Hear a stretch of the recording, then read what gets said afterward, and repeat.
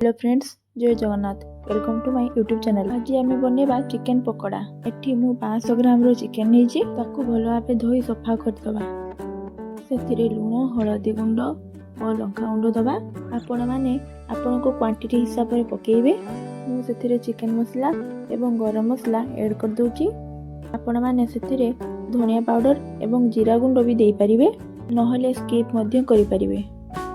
मु सेथिरे अंडा ऐड करूची। अंडा देले पकोड़ाटी सब मिक्स करिया पई सुविधा हबो। एबे मु एठी अंडा को पके दोची। एबे सेथिरे कॉर्नफ्लावर ऐड करिबा। एठी मु मो क्वांटिटी हिसाब रे नेची। आपण माने आपण को क्वांटिटी हिसाब रे नेबे। एबे से सब को भल भाबे मिक्स कर दबा। आपण माने चाहिले सेथिरे फूड कलर मध्ये ऐड करि परिबे। पकोड़ा रो भल कलर आसिया पई मु एठी फूड कलर ऐड करची। ताको भल भाबे मिक्स करिवे। एबे सेथिरे चिली सॉस एवं टमाटो सॉस मध्ये देबे। सेथिरे सॉस पकेले जाई अधिक टेस्ट आसीबो। एबे से सब को भल भाबे मिक्स कर दबा। एबे कढ़ाई रे तेल देई ताको किछि समय गरम हेबा पई छाडी दबा। तेल गरम हे जिवा परे रखिथिबा चिकेन को छाडीबा।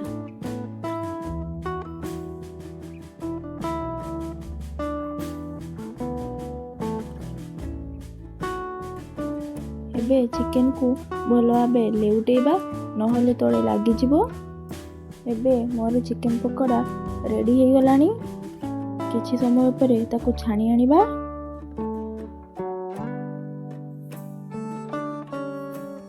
एबे एठी मोर पकोड़ा रेडी हे जाईछि। सेही प्रोसेस रे पुणी आउ थरे चिकेन पकोड़ा छाणीबा। आशा करूछि एही प्रोसेस टी आपण जानि जाइथिबे। जदि मोर ए वीडियोटी आपण मानकु भलो लागिछि तेबे लाइक, शेयर, सब्सक्राइब निश्चय करंतु।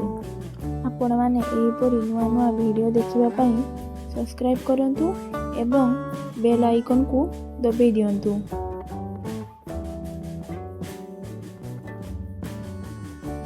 पुणी देखा हबो नेक्स्ट वीडियो रे।